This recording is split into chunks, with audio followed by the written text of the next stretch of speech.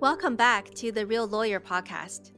I am your host, Joyce Sophia Shu, and you're listening to part 3 of my conversation with the amazing Daren Stanaway. In this episode, we get to really know Daren, not just as a brilliant, accomplished lawyer, but also as a multi-talented creative and a truly empathetic and loving human. I hope you enjoy.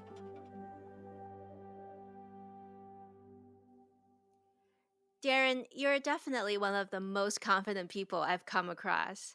So I wonder if that's just something that you were born with, or is there someone in your family who's had a particularly strong influence on you?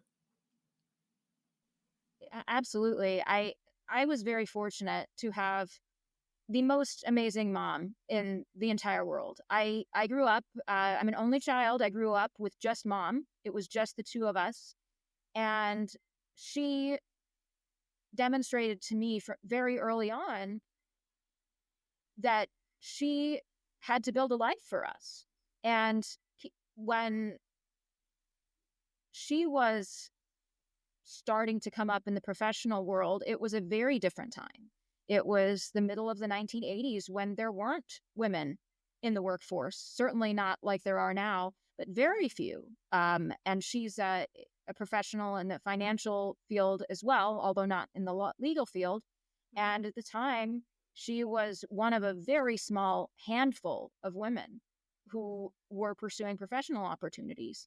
And I can remember as a child, she was really fighting hard to make a great life for us so that I could have every opportunity. And I saw how hard she worked. But at the same time, she never missed a single thing that I had going on. She was at every dance recital. She took me to every single rehearsal, every practice, wanted to give me every opportunity to pursue what I wanted to do: voice lessons, dance lessons, playing piano, all kinds of things, because she wanted me to have those opportunities. So I don't think until I got much older, I had a full sense of what was going on behind the scenes and how challenging that must have been for her as a single parent in those times, as a single woman raising a daughter.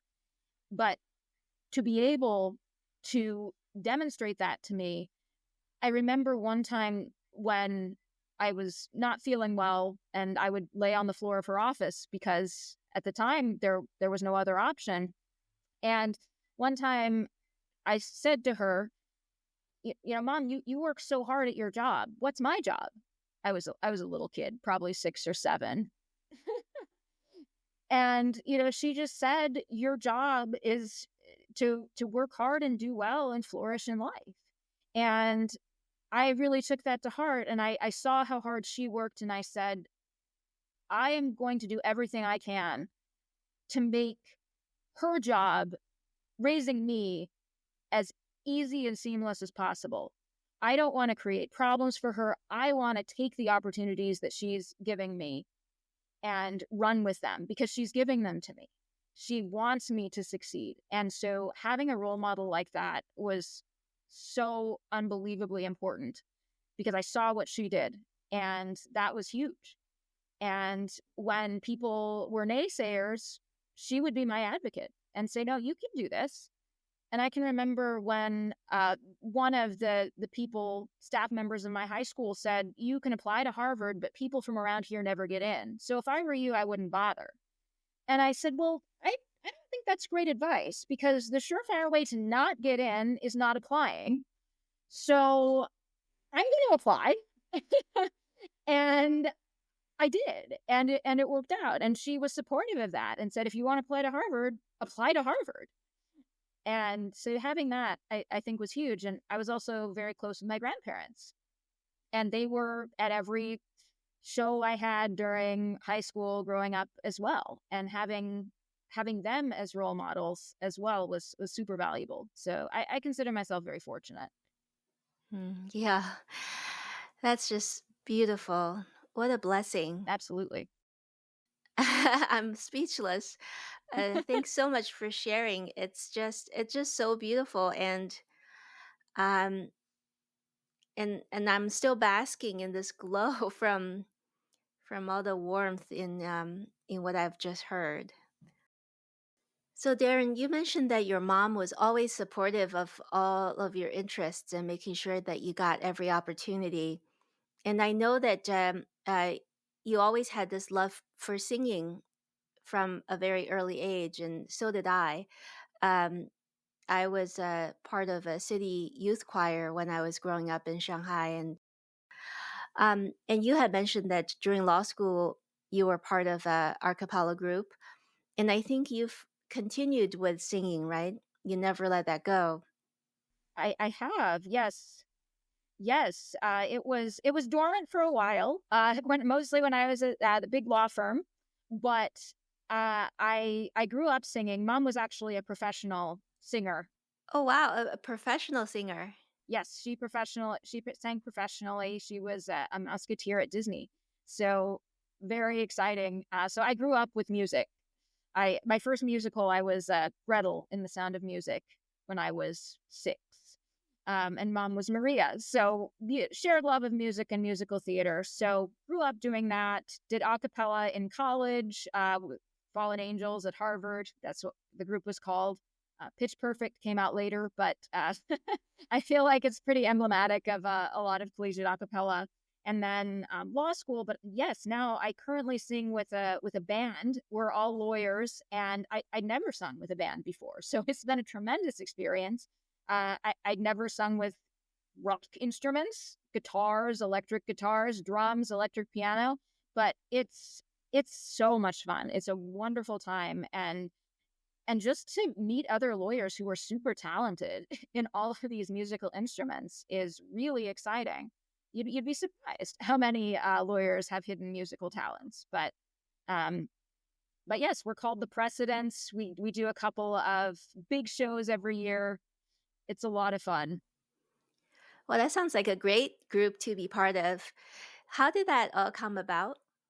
I love this story because it's one of those just stroke of luck anecdotes that just happened. So during the pandemic, this was sort of as the pandemic was winding down, I went to a virtual conference because it wasn't held in person because of the pandemic. So it was a legal conference. It was an American Bar Association Futures and Derivatives Lawyers conference. So not a very unlikely place, you might say, to come across bandmates. But the organizers of the conference were really trying to make it as close as they could to an in-person type conference when it couldn't be. And so they had scheduled these virtual social happy hour events at the end of each day of the conference.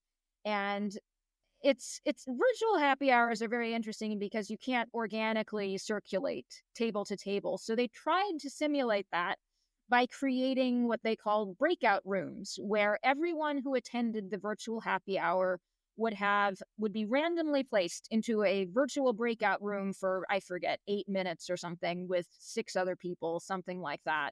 And there was a prompt at the beginning of each virtual breakout session for discussion that had nothing to do with law. It was just very much a get to know your colleagues virtually to the extent you can. And so the very first breakout room of this happy hour, I get put into a breakout room with Mike Spafford, who we talked about earlier, the partner that I worked with. This was after I'd left Paul Hastings, and with our drummer in our band, my current band, Paul Pantano. And the prompt question was, if you were not a lawyer, what was your childhood dream job? What would you have pursued instead of being a lawyer? So Paul goes first, and he said that he would have been a drummer in the Rolling Stones. And I remember hearing that he had a band and was a drummer, but I didn't really know much beyond that. So then it comes around to me, and I said I would have been a professional singer. And I still actually sing today and would love to do that today because I still love singing. And Paul says to me, I think we need you to join our band. And Mike says, oh, yeah, she's really great. You should have her join the band. And Paul had no idea I sang until that very moment. And a week later, I get an email from him inviting me to come to one of their practices and check it out. And we just took it from there. It was a wonderful experience. I loved meeting everybody in the band. They're all great. And I am thrilled to have the opportunity to sing again. So it very much happened by happenstance. Who would have thought a virtual ABA conference would have led to you joining a band? It's Absolutely. so random, but pretty awesome. Exactly. Led to my rock stardom in the band. Yeah. So, how often do you guys meet? How often do you practice together? It depends on whether we have an upcoming show. If we have an upcoming show, we meet every week or every 2 weeks. When we're off season, it's less frequently, maybe once a month, once every couple months. But we do a couple of big shows each year. We did Law Rocks at the 930 Club this year. We did Banding Together for the Homeless at the Black Cat this year. I've done it for 3 years now. Those are some of our bigger shows. And then we've done holiday parties and other smaller things. But like I said, it's really, really tremendous to get to sing again and get to sing this type of rock music, which is not something that I had done a lot of before this time. I tend to All right. gravitate more towards the power ballads. I love Celine Dion. I'm trying to get the band to play it, but I don't know if I can get them on board. Oh, that would be really fun, actually. You should keep trying. I'll see what I can do. Great. Looking forward to these performances. Darren, it's so awesome that you make time for music because, creative things like that really helps to balance us out. Because practicing law is, for the most part, very logical, very left brained, very rigid. So it's so important for all of us, whether you've been in this profession for a few decades or or just a few weeks, to remember to do that. So I really admire that about you, that you're making sure that you carve out time for music, for your passions and interests. So other than music, is there anything else you do with your free time that makes you really happy? Absolutely. I think the other thing that's really been a core part of my life for probably a decade now, I do cardio yoga workouts. Hmm. Cardio yoga. My friends who actually do yoga tell me that it's not real yoga, that it's far more intense, and that yoga is supposed to be relaxing. And I can assure you these workouts are not. They're strength training plus cardio. Some of them also involve weights. So it's strength and flexibility, but also with weights. And I do that on a regular basis. It's really great for staying in shape and staying flexible. And especially after working for long days, sitting for a long period of time or standing or whatever it is. But to be able to have that, and it was really valuable too when gyms were closed and there was nowhere to go. I still use DVDs. I'm very old school. They're still pop them in the DVD player, but you can do them anytime, anywhere. They're super, super effective. And that certainly keeps me grounded. I also really have started to prioritize sleep. It's really valuable. And I think just in terms of thinking clearly, having peace of mind, being able to focus and drill down when you need to, being well rested is super important. Obviously, as a lawyer, that's not always in the cards, but I really do try to focus on that from a health perspective. And beyond that, I also do, as you mentioned, music. I do my own recordings as well, not just singing with the band. That's a big part of my life outside of work. And I also do portraiture. So I do drawings from time to time and photography. I love doing photo walks, especially this time of year when it's beautiful outside. Yeah, especially with the fall foliage Yes, in Maryland or Virginia, it's just gorgeous. yes. Okay, so definitely plenty of different interests and hobbies to keep you occupied and keep you balanced.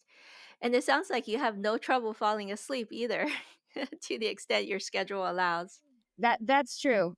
No, once the head's on the pillow, I'm out. It's been a busy day, so yeah. Awesome. Um, so Darren, thanks so much for sharing all of these great ideas for things that we could do and try out um, outside of work that could bring us some more balance in life. I also wanted to ask you, particularly if there was any additional advice that you may want to share with young lawyers and law students. So many things that I could give advice on. So I think for young lawyers in particular, I think I already touched on it earlier, but to the extent that you know that this is the path that you want and you want to be a lawyer, you have to be willing to put in the time and the effort and put your job as a priority. And it doesn't have to be your only priority, certainly, but you have to put into it what you want to get out of it. The world is not going to come out and meet you. It just doesn't work that way. And so I think it's really important that young lawyers understand that FaceTime is important. Being there, showing up, meeting deadlines, being communicative, that's all really important. And I think also, and this kind of gets underrated, but being a positive and nice person is really valuable and will get you a long way.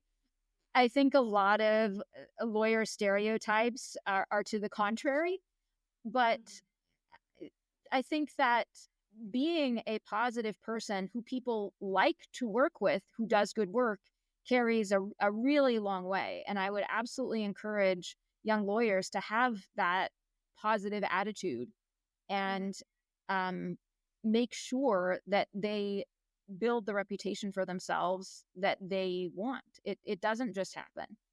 And I think also for people thinking about law school, if you want to go to law school, think really hard about if you want to be a lawyer, because it's a very big time and expense commitment. And yes, you learn a lot, but if you're not ultimately planning to practice law, maybe going to law school isn't necessarily something that you want to devote the time and expense to, because it really does open the door for you to become a lawyer.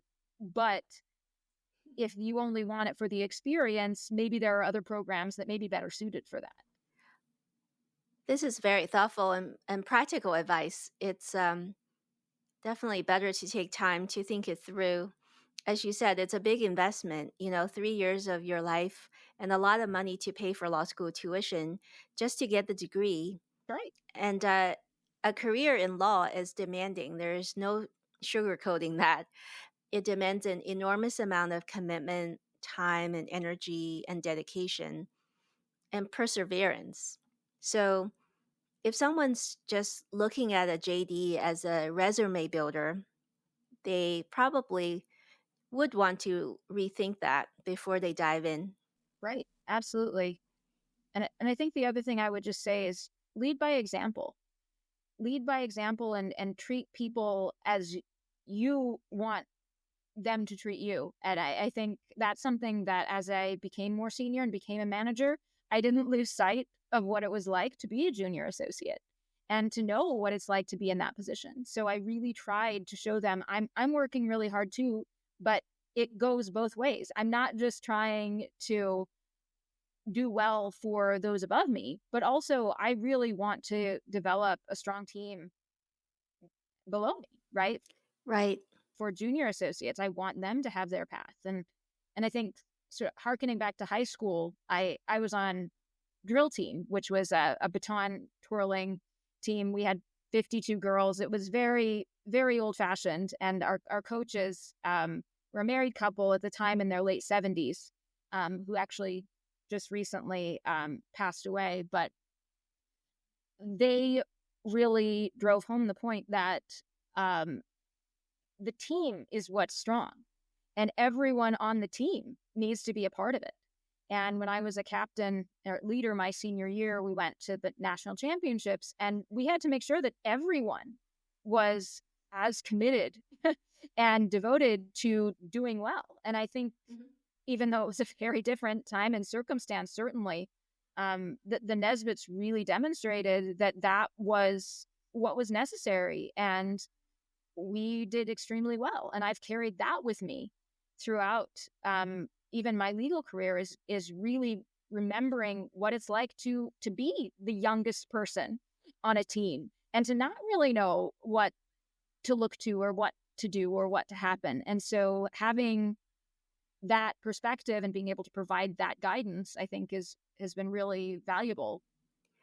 Yeah, I mean, it makes so much sense to focus on the importance of having a cohesive team because the law business is a people business, right? You're always only as strong as the weakest link on the team. That's right. Well, I love your perspective on leading by example and remembering your own learning curve, when you were a junior associate.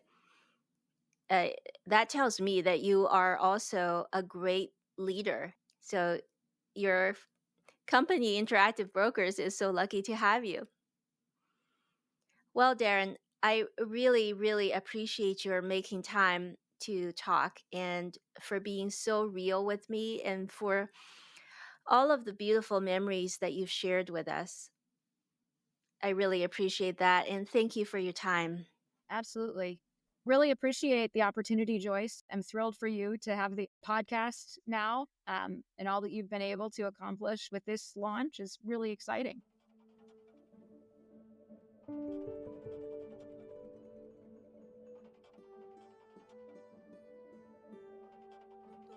I am still glowing from this wonderful conversation I just had with Daren. I hope you enjoyed it too. If you want to find out more information about Daren, check us out on LinkedIn, Instagram, or Facebook. All of the links to these pages are in the show notes. And please do join us again for our next conversation with another real lawyer. Until then, I wish you all a wonderful weekend, and as always, be well and be happy.